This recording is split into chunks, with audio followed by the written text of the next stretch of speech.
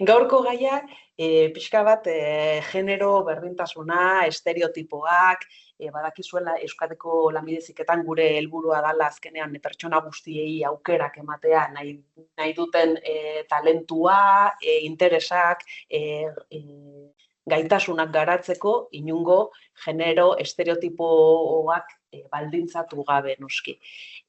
Hala ere, badakigu, eta hau errealitate bada, gure ikastetxetan ikusten ari gara, badaudela zikloak oso maskulinizatuak daudenak, eta beste ziklo batzuk berriz, oso feminizatuak. Arazo horren aurrian, ea zer egin dezakegun, edo ze ideiak ditugun, edo nola lantzen ari garen hori gure ikastetxetan, hoxe ikusiko dugu gaur.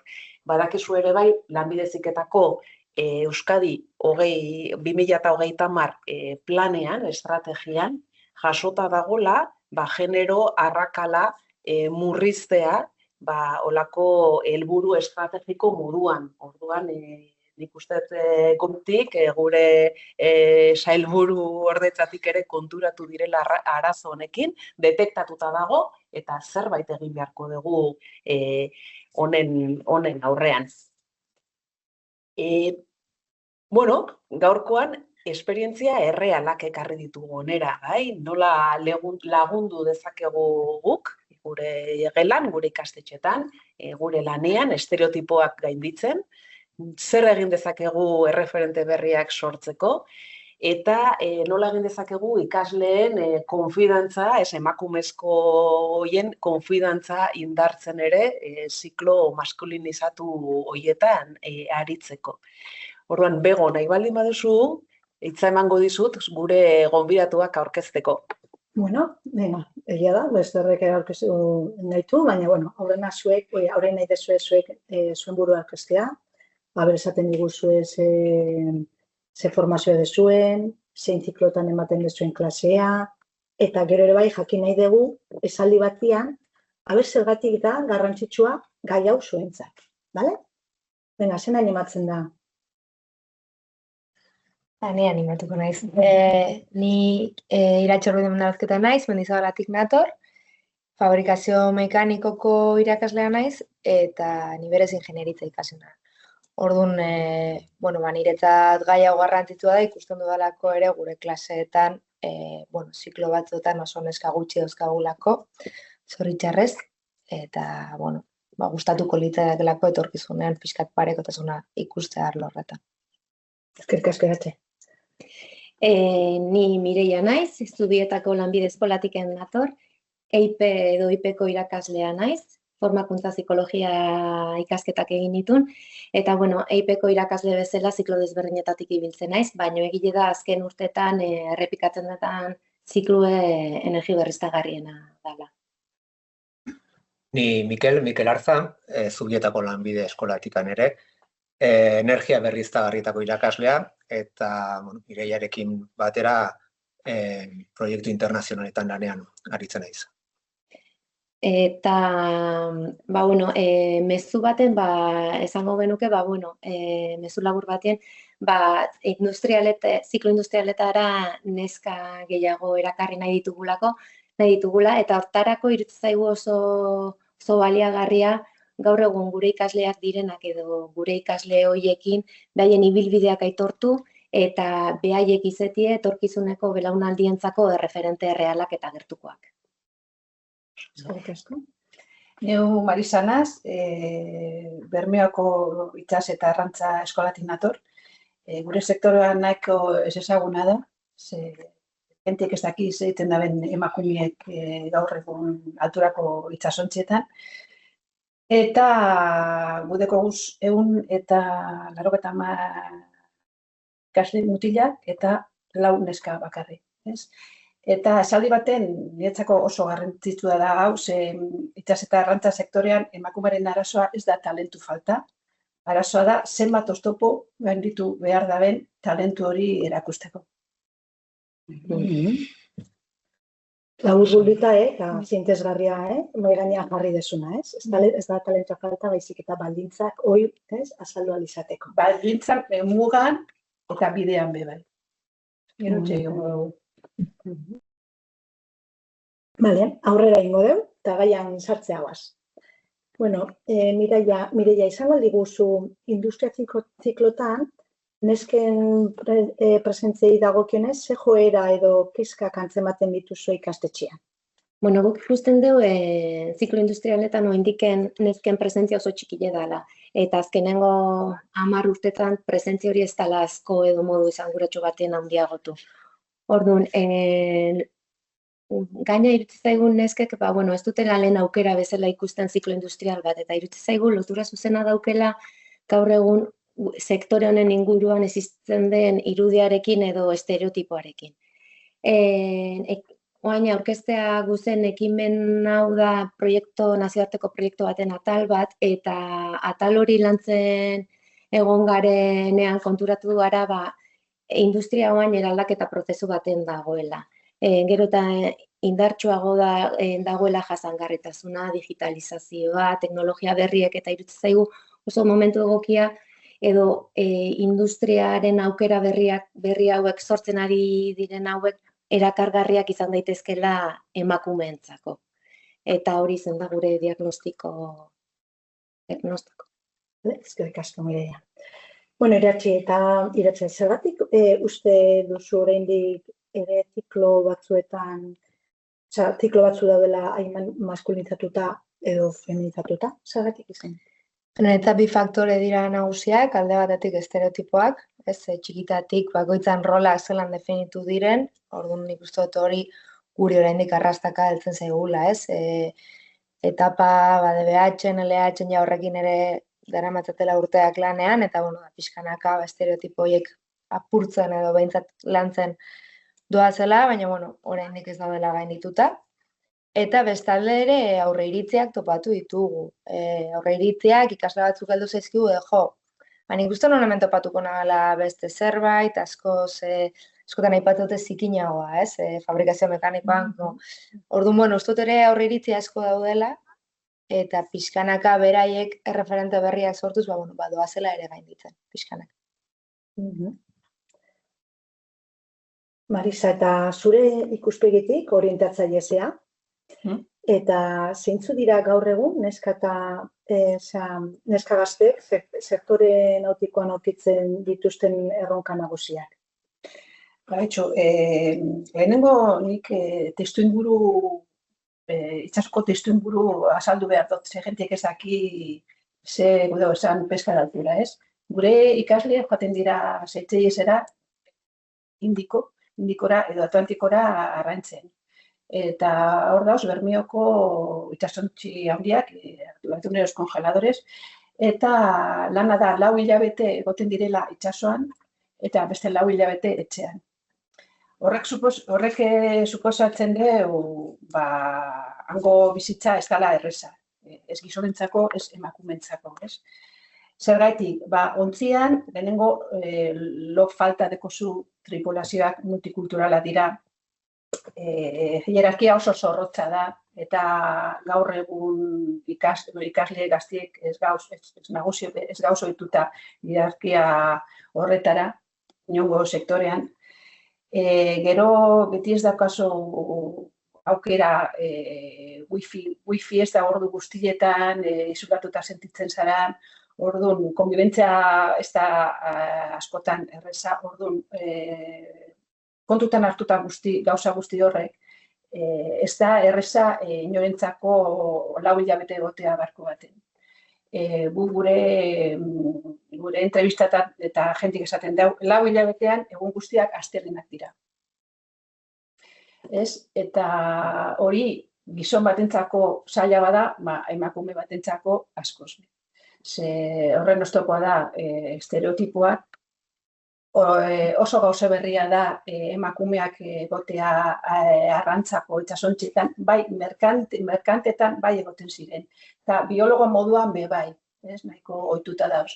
Baina eramateara kapitain bat emakumezkoa edo patroi bat emakumezkoa jotzen dugu de fronte estereotipo guztiekaz. Orduan, gizonek ez dabe obiditzen, neska badau euren baino gora hierarkia horretan. Orduan, gu bialtzen dugu neskaz, baina Betxo, adibidez, ondela hilabete bat, neska batek bialduta kuestionario baten, bere erantzuna da, adibidez, erdea esango dut, erdeaz dago, ez? ¿Cuál ha sido su mayor desafío como mujer oficial en una túnel de altura? Esaten du berak, el infundir respeto, ya que por ser mujer y además joven, sobre todo en tripulación española, aunque seas excelente en tu trabajo, generalmente nunca te respetan como oficial y nunca acatan tus órdenes. Además de tener trabas en subir de puesto por eso mismo, por no infundir el suficiente respeto ni presencia como para ejercer de capitán, frase que he escuchado demasiadas veces a bordo y de gente con altos mandos a bordo. Se me exige 100 veces más que a un hombre para conseguir las mismas oportunidades en buques y un mínimo de respeto como profesional entre la tripulación acabas cansándote. Orduan, hau da, 2026 urtean, pasaren asteko, pasaren hilabeteko erantzun bat. Orduan, gu eskolan pasuak emoten ari gara neskak hartzeko, matrikulazioan egoteko neska asko, baina bidean, adibidez, dualera bidaltzeko enpresek ez da hartzen errez neska. Eta gero, heltzen direnean itsasontzietara, hor dau techo de cristal oso gogorra, bai ofizial moduan egiten daben lan, baina ez da pasatzen beste kapitaina izaten. Hori da gaur egun dauen arazoa, eta horretan gauz pentsaten ze egin dezakegun gauz guzti horrek konpontzeko. Bueno, 3 egoera deskribatu dituzue, diagnostikoa eginda dago, uste partekatuta dagola diagnostiko hori, ez dakit horre entzuten ari zaretenak antzeko egoerak topatzen dituzuen zuen eskolatan, hone badakigu hori, ez dakit sektore batzuk oso bereziak direla, baina igual esate zute jo, guri ere gertatzen zaigu techo de kristal, edo ikusten dugu beste hau ere bai, gero nahi baduzue txatean partekatu, edo ondoren nahi baduzu ere eukiko dugu momentua honetaz hitz egiteko. Bueno, esan dugu, diagnostikoa eginda dago, baina oraintxe galdera izango litzake, bueno, eta zer egiten dugu honen aurrean, zer egin dezakegu guk. Orduan, zuek gonbidatu zaituztegu, zuen eskolatan oso praktika iruditzegu politak, inspiragarriak izan daitezken jarduera batzuk martxan jarri dituzuelako. Orduan, oraintxe izango dugu aukera, praktika horiek ezagutzeko. Orduan, iruditzen bazaizu Iratxe zurekin hasiko gara, ezta? Zuek bazenuten neska bat, ikasle bat, zikloa uzteko arriskuan ikusi zenutena, eta, bueno, kontatu bizka, zer gertatu zen eta zer egin zenuten horren aurrean. Bai, hau izan zen iaz, eta ikasle batek esan zion, urri aldera, zikloa utzi nahi zuela, berak gustoko zuela zikloa, baina zeuela eroso, zuela bere tokia topatzen, eta pixka arrazkatzen, neska hau eraikuntza metalikotako zikloan zegoen, ez? Ipatu zituen edo kontatu zizkigun hainbat jarrera matxista pasatzen ari zituena bere ikasle, bere klasekideekin batez ere, ez? Eta, nola ez zuen bere tokia topatzen. Orduan, konturatu ginen, pixka beste irakasle batzuekin hizketan, beste talde batzuetan, berdina gertatzen zela, mekanizatu bebain neska bakarra edo zeudela, hainbat ziklo maskulinizatutan. Orduan, planteatu genuen, topaketatxo bat proposatzea, beraiei, beraien artean ezagutzeko, eta horrela saretxo bat sortzen zuten, eta igual behintzat arrazoia ez izatea bakarrik sentitzea, ez? Osa, ustekotan, behintzat hori ez izatea arrazoia. Eta ingo nuen pixka proba piloto bat, ni bildu nintzen beraiekin, hainbat neska etorri ziren, eta horre utzitzen beraiei ere erabakitzen, jarraipen bat nahi zuten, ide laguntza bat nahi zuten hor, eta baiezkoa esan ziguten. Orduan beste topaketa pare bat egin genituen, eta gero beraiegia beraien bidea sortu zuten. Hori izan zen, iazko dinamika edo. Nahiko feedback ona jaso genuen ez beraien partez, erabaki genuen aurten pixka finkatzea proposamen hori, eta zentro mailan proposatu zen. Orduan gonbidapen ireki bat egin genuen, automozioko neskak agertu ziren ere, robotika, mantenukoak, departamentu desberdinetakoak, eta azkenean 20 lagun baino gehiago elkartu ziren, eta hori bebai utzi zitzaien espazio pixkat atseginago bat, bueno, eskolatik ere eman zitzaien forma sendoago bat. Eta, bueno, beraiek joan dira dinamizatzen, laguntza behar izan dutenean eskatu digut eta pixka lagundu diogu hori bideratzen, baina azkenean helburua pixkat lortu dugu dela beraien artean saretzea, eta behintzat ez izatea hori ustaren arrazoi. Oso praktika polita eta edozein ikastetxetan martxan jartzeko modukoa, ezta? Erresa, hori azkenean saretxo hori sortu, hasieran modu puntual batean sortu zana, baina ja nahiko egonkorrez, ikusten dut ja antolatu duzutela ikastetxe mailan. Bai, printzipioz gelditzeko dago, edo hori da ideia, hori azea kartela jarri ziren, emaila bidali, hori pixkat egituratxo bat eman zitzaion, eta datorren urtera begira asmoa da mantentzea, bai ikusten dugu beraien artean badoazela esaten. Badago talde bat, ez dakit enteratu zaren, orduan badago ere efektu llamada bat ez beraien artean. Zeona. Orduan bai, momentuz balorazioa ona da, gure partez. Zer esaten dizueten neskak? Oindala gutxi, justo horreko astean, edo bi aste nintzen, justo zikloa ustekotan zeuden neskarrekin ez, eta zanian ona etorri behar ginela, eta pixka izan bere feedbacka, eta zaten zidan berarentzat izan zala oso apoio garrantzitua, igual hori gabe zikloa utziko lukela. Baina bai berarentzat garrantzu izan dela ikustea berak zeuzkan arazoak beste emakume batzuk bat zeuzkatela elektrizitatean, beste batzuk robotikan, orduan azkenan ikusten zuela ere ez bakarrik bere espezialitatekoa, ez da berea zan zerbait, ezik eta pixkate egiturazko arazo bat dela. Bai. Hori ikustea ere ze importantea den, ezta? Azkenean, ondo, jarraitzen dugu zurekin, Marisa, bai, zuen kasuan kontatu diguzu, ezta? Hori zein dan hori, ez? Egoera, itxasontzi horietan.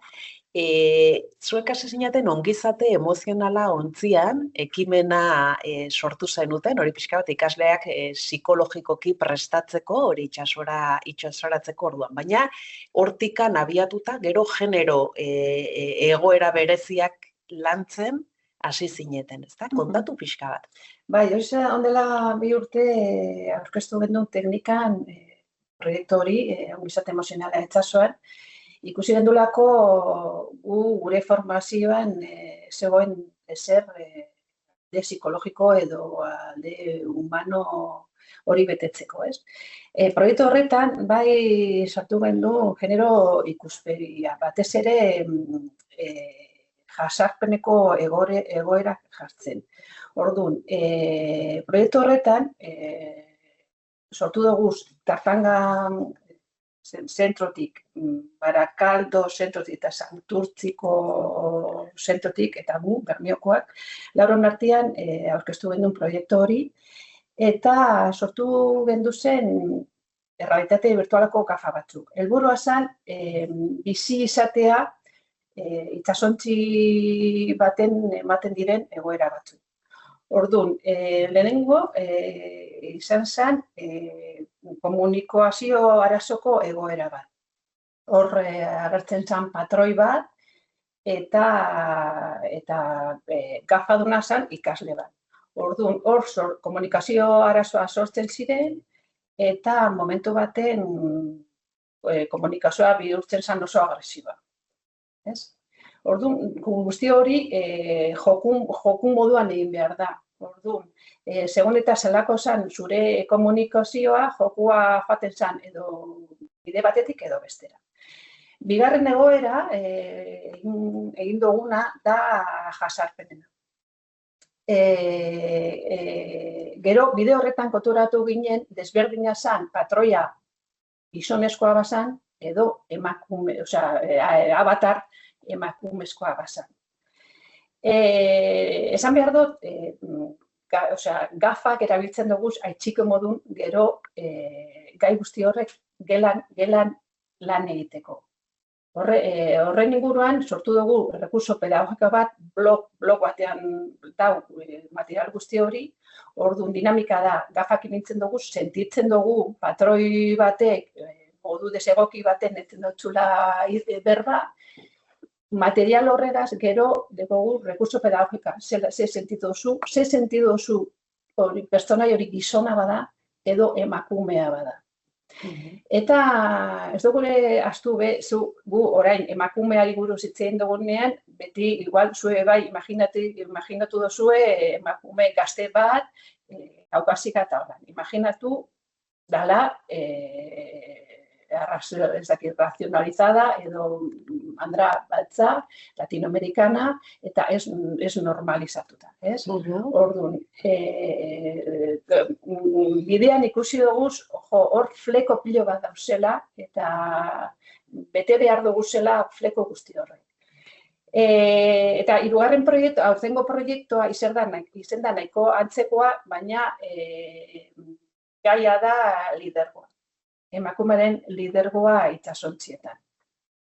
Zergatik, lehen irakurri dudan moduan, gizonek ez dabe obaditzen neska bat bala kapitaina. Orduan, gure helburu nagusia zer da? Mutilek formatu behar dugu normalizatzeko guzti hori. Gudeko guzen mutilek eskolan landu behar dugu gai hori sakon gainera. Eta hori da, koroituz hori da, eta benetan ez dakit beste arlo batzutan, baina itsasontzean dauden estereotipoak oso mugatuak dira. Gizonak esan behar dira, gazteak badira be. Eta askotan euskaldunak esan behar dira. Ez bestiek obeditzeko, barko baten obeditzeko. Eta hori da. Bueno, oso interesgarria azkenean ez, betaurreko hoien bidez, teknologia erabili, testu inguru bat sortzeko, ikasleak jartzeko egoera horretan, eta gero oso importantea, hausnarketa egitea ondoren ze gertatu da, zergatik gertatzen ari da hau, ez? Ondoren datorren, ez bakarrekan teknologia, baizik eta ondoren datorren hausnarketa hori oso importantea gaia lantzeko. Lehenengo proiektua amaituta gero, lortu dugu asignatura berri bat jartzean, gure eskolan, deitzen da ongizate emozionala itsasoan, eta kurtso guztian zehar lantzen dugu hainbeste goze, komunikazio, frustrazio, isolamendua, jasarpena.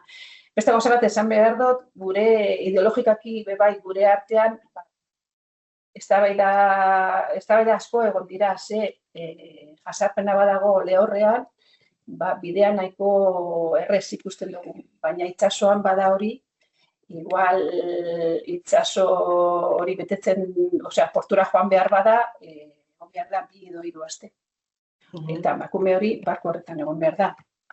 Dena aldatzen da, ez da? Dena aldatzen da, guretzako beba izen da erronka, pentsaten ze aholku eman behar dugu zuk. Bai. Ez da bat ere egoera erresa, ez? Deskribatzen duena. Gero galdetuko dizugu pixka bat ze impacto eta ze zailtasun eduki dituzuen, baina hain ezagutu nahi dugu Zubietan egiten ari zeatena.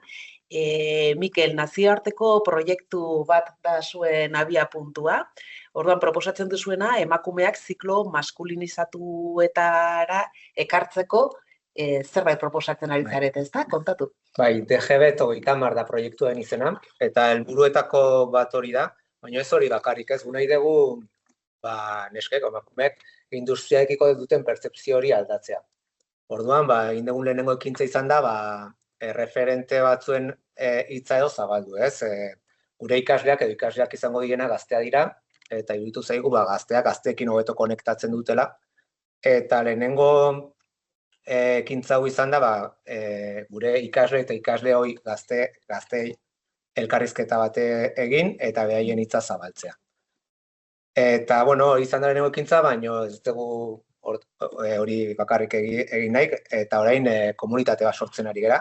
Komunitate hau ikasleek, irakasleek, ikasle horiek, enpresek, eta beste eragile batzuk osatuko dute. Eta danon artean nahi dugu, holako estrategia bat diseinatu, eta, etorkizunean, ekintza ezberdinak burutu nahi ditugu. Oso, eta kostatzen ari zaizue erreferente horiek bilatzea, edo? Ez, egia esan, genuen beldur hori, azkenean inork ez du bere burua erreferentetzat ez, eta baina gero, ikasleen ganata jo dugunean, jarrera oso positiboa izan da. Orain, gure erronka izango da, pixka bat mezori ditxi behar den lekura iristea, ez? Orain, zabaltzeko espazio egokia bilatzea. Eta ze kontatzen dizute parte hartzaileek? Behin, bai eskolan edo bai lanean hasi direnean aurreiritzi horiek aldatu egin diela, ez? Normalean, industriak, eskolan gustora ditu direla, eta industriak aukera asko ematen dituela, eta garai batean gizonentzako zen mundu horretan edo gaztan eska gehiago daude, eta nahiko normalizatua dago ja emakumeak lan egotea, eta behin lanean daudela oso gustora daude. Baita, oso ederki. Bai. Oso ondo. Bai, igual guain bego mugituko gara pixka bat ze inpaktoa eta ze ikaskuntzak lortu duten ikustera, ezta? Bai, praktika ona hauek martxan jarrita, gero ze jaso dezu, ez? Horre buru bat zen ituzten, eta bazen ikustea, ez? Mireia, konta iguzu, zikloen ikusgarritasunean ze emaitza jaso dezuen, ze seinale positiboak ikusitu zuen. Bai, Mikelek ezan du gure komunitatea oraindiken sortzen nahi gea, baina zorketa edo zorkuntza fase honetan hainbat seinale positibo ikusi ditugu. Grabatutako 5 testigantza edo elkarrizketa bideoak, gure eskolan eta ikasleei asko gustatu zaie, eta sare sozialetan, bere zabalkundi eduki du. Gero ere, Italentek lagundu digu bideo horiek Gipuzkoko orientatzailei zabaltzen, eta guretzako hori ere, gure ikasle horien eta ikaslien mezuen zabalkundean asko lagundu du. Gero, gure proiektuaren webgunean badugu foro bat, foro horretan hainbat gai lantzen die eta horietako bat da emakumea eta industria.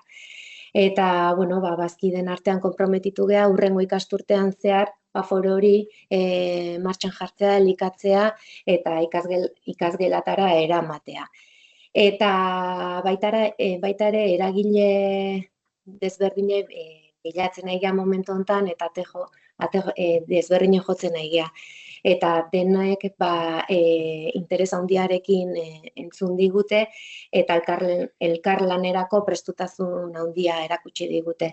Orain, 10 beste enpresa batekin bildua geunden, azaldu diogu gure proiektuaren ardatza da nola nahi dugun komunitatea sortu, eta parte hartu nahi duela esan digu. Orduan, badira, seinale positibazko komunitatea formalki, naiz eta formalki ez dagoen sortuta. Harrera hori espero zenuten, Mireia? Harrera hori enpresan aldetik, egin aldetik, harrera hona izaten da ulertzen dut, ez? Harrera hona izaten dela eta... Uste genuena, baino interes handiago sortzen ari da, eta elkarlanerako prestutasun handian. Nik uste eragile diferentiek mezu berdinekin egiten dugula edo nahi dugula lan egin. Eta, ikustea lanbide heziketako zentro batek irakasleak, ikasleak interesaute daudela baita ere mezu hori edo kolaborazio hortan harrera ona du. Azken finean, ikusten da beharra dagoela, motivazioa dagoela, nahia dagoela, eta gure komunitate honetan nahi ditugu eragile diferenteak konektatu, saretu eta mugimendu kolektibo bat egin. Horren bitartez ere bai, estereotipo horiek gainditzeko, nola estereotipo generok hor daude, baina hemen azaltzen nahi da, badaude beste estereotipo batzuk, zuek esan dizuen, ze pentsatzen dute emakume batek pentsatzen dela, tailer batean ze mugitzen da, ikasketa hori ezerdian edo, energian prestarraren nola da mundu hori, estereotipo asko daude, eta hori lagungarri izan daiteke. Bai, hori da, gu nahi dugu emakumeak ulertzi zer dan industria, ze izen laike industrian, ze aukera profesional dituen, eta industriaren ezken kontua ere badela, ezatea. Transmititzea. Beste gari batean zan indar kontua, indarra behar zan, beste garietan, eta hori igual, beste tokio batean ginean, edo, baina gaur egun teknologian, eta beste aurreakuntzak eta, ez da, indarra hor jartzen lehenengo tokin, eta, igual hor ere bai. Bai, eta, bukatzeko kontu honekin, adibidez gaur arratzaldean xeitertan gaude gonbidatuta hitzaldi batera, Azpegiren eskutiken emakumeak eta industria izenpean eta areagoaz. Baita eragileek daude, prestutasuna agertu dutela gure. Bai, enteratu dira eta nola baitez, ustez. Beharra dago, nola lanketa egiteko eta zuek hasi zaten bide bat, eta uste, bide lagun asko izango zuten lanetan. Bueno, eta praktika hona, hau martxan jartzerakoan, zer da gehien harritu zaituna?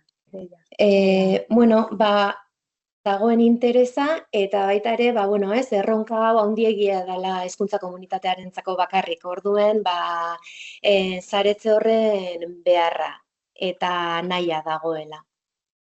Hori daramakigu. Bueno, Marisa,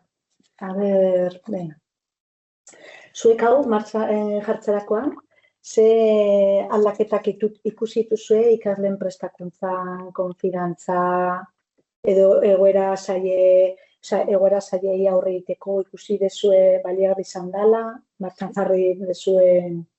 Bueno, orain, bigarren proiektu hori, datorren urtien jarriko dugu martxan emakumeena. Baina nik uste dut importantina, gauza bat komentatu behar dut, astuta eukidot, aurten, Kaizaban orienta, hori ez dakit ezagutzen duzuen, aurkeztu dugu proiektu bat, ekartzeko emakumeek gure sektorera, eta gu sarituta izan gara. Orduan, egin dugu saio bat, ekarri dugu Bermeoko Institutuko laugarren mailako neska, bakarrik neska, gure eskolara, dugu dinamika batzu, simuladorekin, simulador de puente eta makinako simuladorekin, eta gero solasaldi bat egin dugu, eurekaz, gure irakasleek emakume direna, deko 6-7 irakasle, eta ikasle hoiak ere. Orduan, irakasle kontatu dabe euren esperientzia ondela 10 urte hasi zirenien batez ere merkantetan, eta orain dagozen ikasle bebai egon dira presente arrantzara joango dizena. Eta benetan oso interesgarri, Bermeo neskak ez da beuki buruen euren bere herrizen dauen eskola bat, ez? Behar bada, segurazki euren atxitzek euren aitak izan dira arrantzaliek, baina eurek ez dabe jakin zetzen dauen emakume batek txasontu baten. Zuk esan duzuna lehen, estereotipo horretan, imaginatzen zen, barku baten, pisuak aurtu behar duzu zela, arrainak ikutu behar duzu zela, baina ofizial batek, eskapitan batek, ez dabe ikutzen arrainik. Dana da teknologia, ez? Orduan, horretarako, emakumeak prestatuta gauz, oso ondo, da gainera nire ikuspuntu da psikologikoki eta sozialki askoz bez, hobeto gizon asko baino. Orduan, gure talentua galtzen da bidean, ez? Ez dugulako onartzen beste estereotipo mota eta beste lidergo mota. Ze normalien lidergo asertiboak eta asko pentsatzen dabe lidergo aula dela. Hor baloratzen dena da lidergo autoritario. Eta lidergo autoritario hori txarra da handauen konbibentziarako. Eta estereotipo hori ez da erreza aldatzen. Eta esaten dut, hori institutuko neska zelan etorri da, gure eskolak aurten egingo dugu 50. urtean, deko Google beretzi zen, eta neska horrek inoiz ez dira etorri gure eskolara. Izen da, gauza bat, como inexistente ez. Orduan, guretzako saio hori benetan izen dela potentea. Eta animatzen dutzuet, hori bebai etxeko zuek, ze benetan neskak eta institutuko neskak joan ziren osoko izaten. Bueno, igual, etorkizun baten aldazapunta, edo ikasle modu, eta edo irakasle modun. Bebai, ze irakasle zazpido neska dekoguz. Orduan, bizibilizazio hori Niretzako hori da gauza bat behar duguna eta sareak sortu. Ereduak, azkenean ereduak izatea, ikustea aurrena. Ezertan datza ofizioi, zuzenean, ikustea, apurtzeko ditugun estereotipoak, osatzen ditugunak, funtzionatzeko behar ditugunak. Eraman dugu zara, debukuteko gu simulador batzuk eta eurek ikusten dabe eta jolas, joystick bategaz da barko bat, eta eure bai gelditu ziren harritua. Ni pentsane ba, nire aitzitxek ez ezauen bezala, danasikin, ezakit zer, gauzak aldatu dira. Eta hori, oso potente izan da.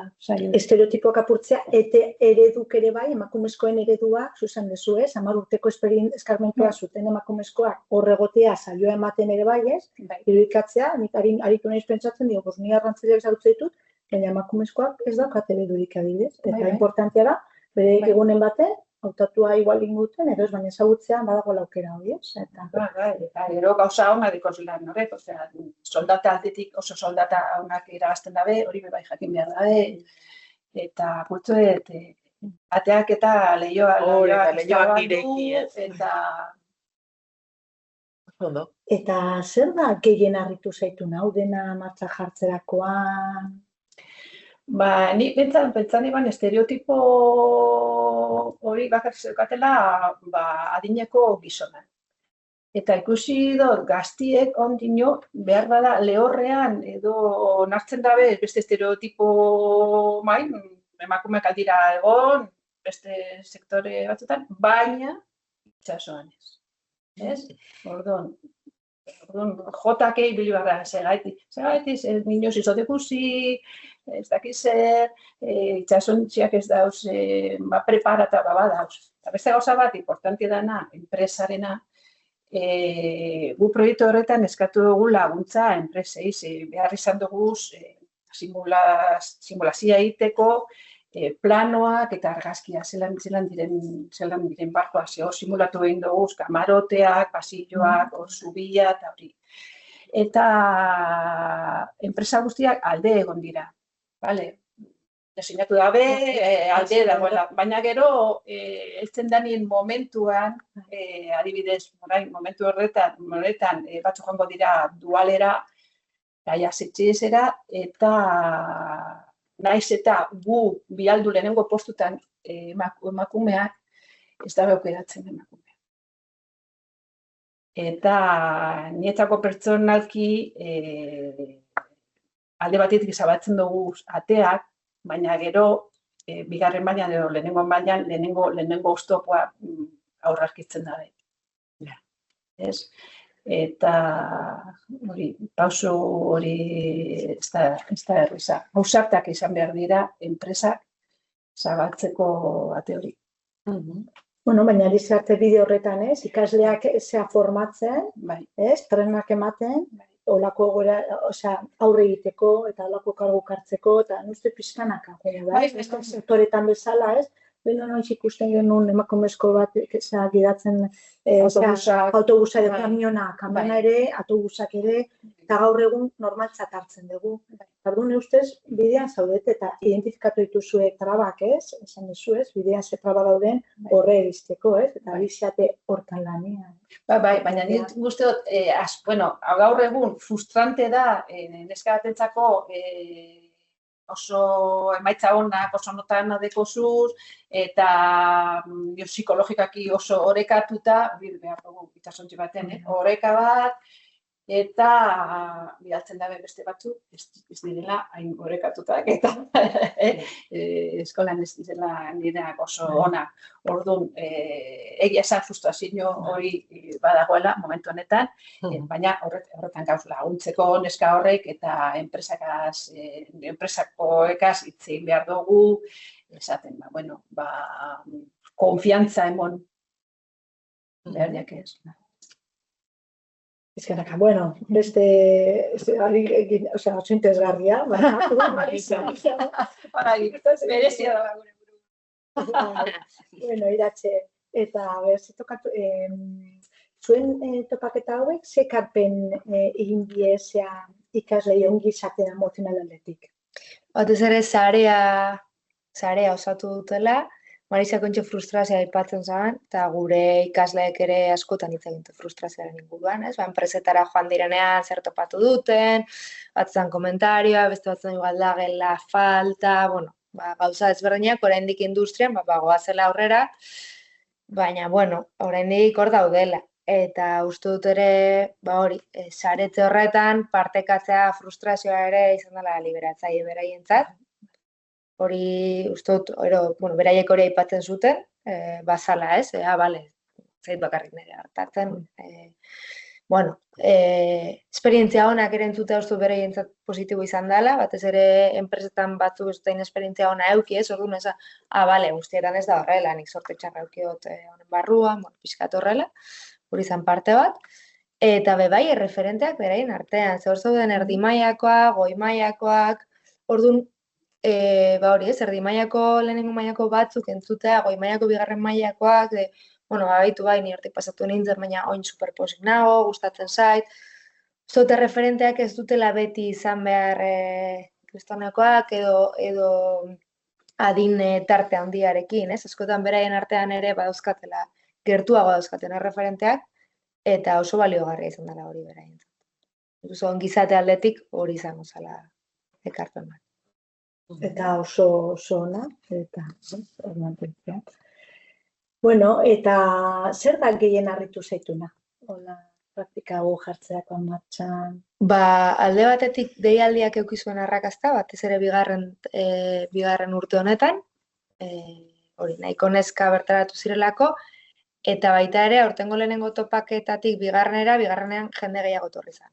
Beraien artean ere pasillotan, oie, zuze klasekoa zara, topatzen ari gara, hor, deialdiak eukizuen arrakasta, eta beraien autokudeak eta, nola mantendu duten taldea, ze bai hasieran lagundu daniela apurtxo bat, nola mantendu duten beraiek, erabaki duten noiz gelditu, zehozer behar izan dutenean, berdintasun taldera jotzeko ahalmena ere izan dute, hau gertatzen ari da, orduan, guretzat ere oso kanal garrantzitsua izan dira beraiek. Zoztut, bi aldetan, ondala, komunikazioa. Bueno, ni daukat zalantza bat eta nahi dizut galdetu. Eta ate iriketan esperientzia hau partekatu duzue etorri dian eskekin, animatzearren, batzutan ez, igual eskapatzen dute bakarrik ez egoteagatik horretan, izan dizue hori... Ba, esango nuke eset, aurten ez dela, baina behitu, igual gomendio bezala hartuko dugu datorren urtera begira. Eta beraiek karrera egiteare bai, eta ate irikibietan, eta ez dela hola jun berdeu. Ereduak, ikusten, posible dala, Bueno, aurrera jungo gera, denbora ja gainean daukagula. Bai. Eta, bueno, orain oztopoak eta erronkak, bueno, zer resistentziak edo zailtasuna topatu dituzue. Zuk ja Maris aipatu duzu, ez? Enpresa munduan ze orain ze oztopoa, iziate hauz formatzen, ikasle nahiko onak eta trebatuta, baina, bueno, hoi da beste erronka eta pizkanak eritziko da. Zure, zuietatik? Ba, orain arte oztoporik ez dugu izan, ez oso ondo onartu dute ideia hau, proiektu hau, baina gure zaitasun handiena gaintxe bertan da, mezu hauek iritsi behar dien lekura iristera, ez, gaintxe bertan, gure helburu izango litzateke, gaztetxoen gana iristea, oin DBH-en dauden eskoletara eta iristea, hori direlako etorkizunean gure ikasleak izango dienak eta ja mezu hori jasotzea garrantzitsua da. Eta gero, erronka handia izango da, guk orain sortu nahi dugun komunitate hau, etorkizunean bere iraupena bermatzea, ez? Azkenean, hemen, bai, gure ikasleak lanean daudenak, denbora mugatu dute, beste lehentasun batzu dituzte, eta berdinak gertatzen da, enpresa eta beste eragileekin. Orduan, hor, zerbait jasangarri eraiki behar da, bakoitzak alduen mailan parte hartu dezala, eta erronka hori izango da, epeluzeko zerbait izatea. Eta, iratxe... Guretzat, oztopoetako bat izan da, eta izaten ari da, topaketa hauek atxeden aldietan egin izan ditugula. Orduan azkenean,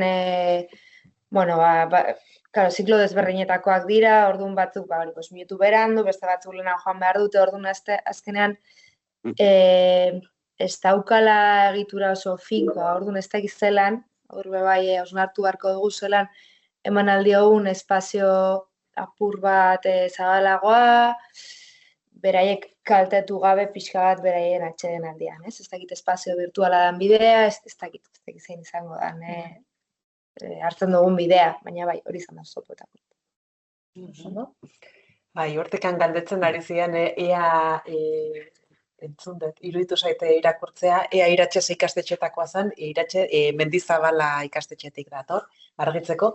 Eta, bueno, oain nahi genuen pixka bat zuekin mikroak ireki eta parte hartzeko aukera eskaintzea.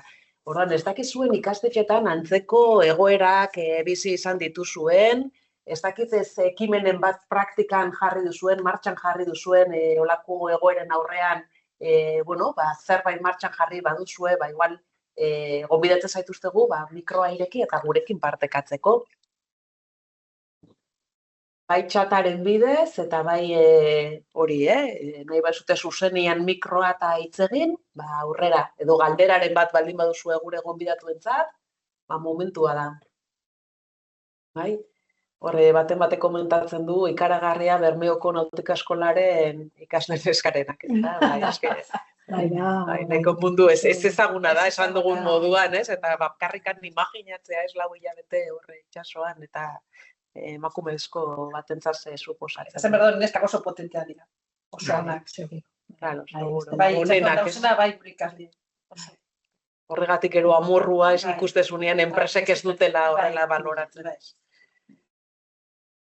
Bai, bestela guk jarraitzen dugu aurrea, zuek, uzten dugu edozein momentutan altxatu eskua, badakizue hor txatian altxatzeko eskua dagola, edo zuzenian idatzi galdera, bestela guk jarraitzen dugu aurrera. Ez dakite, igual galdetzen dizuegu, zer rol eduki behar du zuen ustetan, bai edo orientatzaileek, irakasleok zer egin dezakegu, zuzendaritzek zer egin dezakete ikastetxetan, aztertu dugu egoera, ikusten dugu gaina antzekoa dela, toki guztietan, baina ez dakit, zer egin dezake irakasle batek, edo zer egin beharko luke ikastetxeak.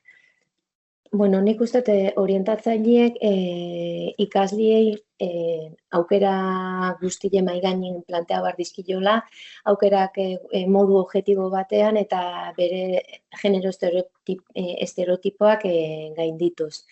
Eta irakasliek, erreferentiek eta motibatzaileek gean honetan baitare gure ikasleen gaitasunetan sinistu behar dugu, eta adibidez lanbide heziketak ematen dituen aukera guztiaz, modu berdintasun modu batean eman behar dizkio, gero ikasleak berdintasun modu hortan aukerak egiteko eta bere ibilbidea egiteko, eta zuzendaritzakoek behaien jardun eremuen eskolaren estrategia da eta txertatuta baldin badauke berdintasun plana, ez mugatzea bakarrik ikasturteko X egunetara, baizik eta bere erabaki guztietan balio hori bermatzea.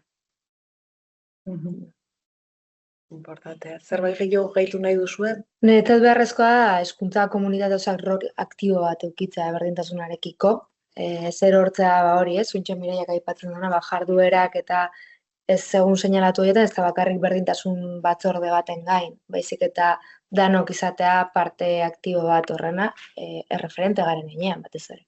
Eta horre referenteak behar badira eta inpakto bat lortu nahi badegu hori egunerokoan landu beharreko zerbait da, eta gainera komunitate osoa implikatuta, bestela beti izango da, iratxe berdintasun taldekoa dalako, eta azkenean denon ardura da, eta denok parte hartu behar dugu horretan.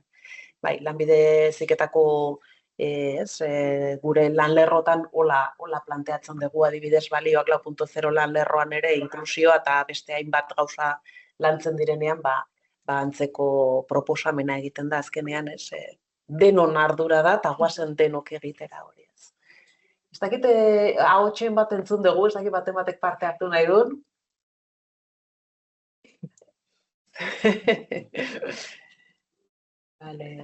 Nik oso bat nahi dut esan, irakasle aldabegin, ez dakit zuen kasutan, baina ondino gure sektorean broma eta asko egiten dira, ez, gelatan.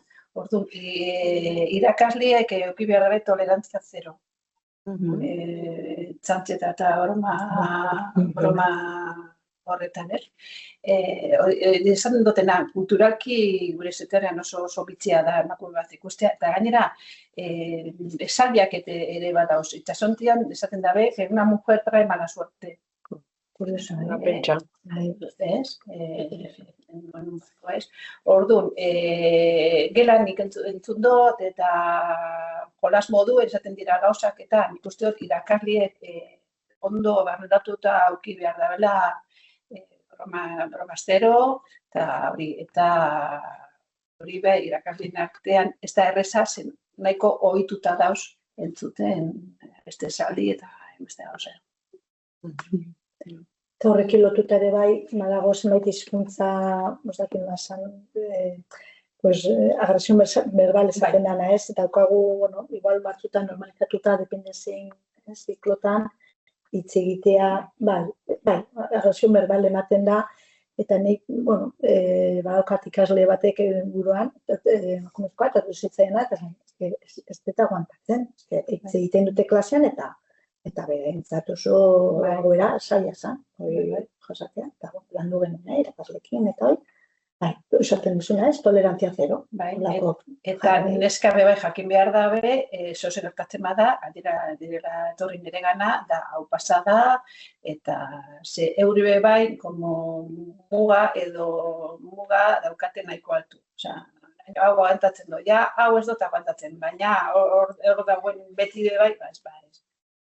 Aguanta bier, hori da, ezin ditugu normalizatu olako gauzak, eta detektatu behar da, hori ezin dela onartu, eta hori ere landu beharreko zer. Eta gero txantzetan izen da, nietzako izen dugu. Bai. Ez dakit, komentatu, nik botatzen dizuetola, bihar bertan ikastetxe guztietan ezarri beharko litzateken neurri bat aukeratu beharko bazenute, zein izango litzateke? Iker, ze iruditzen zaizu?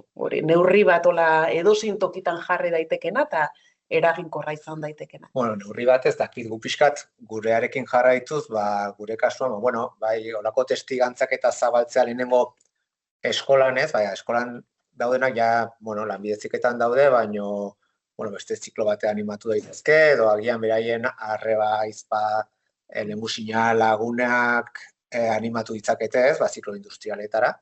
Leno esan dugun bezala, agian bai, bideratu ezaketen mezu hau ere, institutotara edo DBH erakusten den ikastetxetara ez, aurretikan lanketa bat egin daiteke. Niretzat kasuak kasu ez, badibidez, bere daukaten egoera gure oso desberdina da, baina hola zerbait orokorra izan beharko balitz, nik bai testigantzen doti joango nintzak. Horten guk ere egin genuen, izan zen elkarrezketa txiki batzuk, orduan artikulo txiki batzuk atera genituen ikasle horiekin, emakumezkoak zirenak, orduan referente gisa erabiltzeko, eta bai ustot hori dela neurri bat ez dela zaila implementatzeko edo, eta ikusgarritasuna daukala gure ikasle emakumezkoentzat. Ondo, zerbait edo? Ez, ni ador nauz, eta hori zailo horrek egin dugu zena, bermeko institutan nahi dugu zabaldu. Baiko institutu guztietan, eta lan hori egin behar da, eta gauzi ez da ez gu joateara, sino eurek etortziek gurera ikusten benetan zer da lan hori, eta kapazari dela lan hori betetzeko eta oso ondo. Bale, ez dakit galderarik ez badago, eskatuko dut, azkeneko mezu bat, hori, badago galderaren bat? No, ez. Bai, norbait...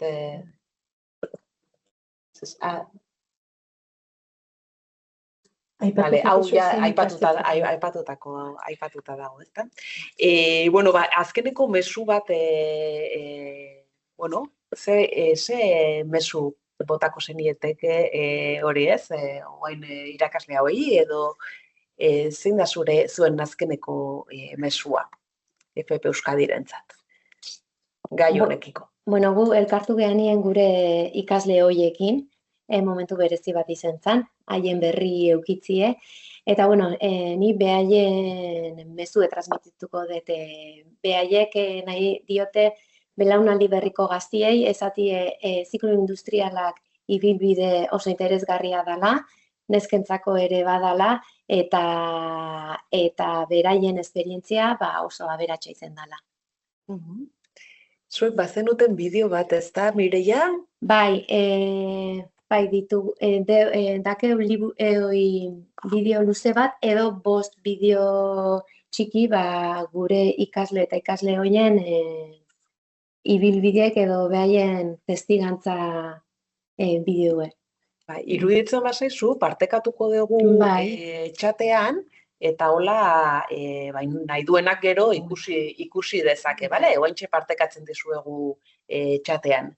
Zure partetik Iratxe, azkeneko mezu bat? Niretzat irakasleentzat parte izateko, hori lehen esan dudana, esku hartzeko ematen diren gauzetan ere, eta ikaslei animatu daitezela, ez? Euskatela ereduak gero eta gehiago daudela hor, eta, bueno, gustoko izatekotan, fabrikazio mekanikoa, elektrizitatea, animatu daitezela, eta Eta nik izango neban, mesua itsasoa eta hon erabiltzen den kontzeptu bat, ekonomia azul horretan emakumeak gauzazko deko guztela esateko. Bale, oso ondo. Besterik ez badago, mezu gauekin gelditzen gara. Hori, mila esker benetan zuei, honik hemen egoteagatik eta hori, eta partekatzeagatik praktika inspiratzaile hauek. Zuei ere bai zuen arretagatik mila esker. Garbi dago hori, ez? Lanbide Heziketako konpromisua gizartearekiko gauza hauetan ikusten dela, jarraitu behar dugu aukera berdintasuna lortzeko bidean, eta genero arrakala murrizteko ideia oso interesgarria jaso ditugu gaur, beraz, mila esker denoi eta hurren arte. Eta saioak egongo dira grabatuta, eta hastian gero ez, egongo dira, bale? Aio, mila esker.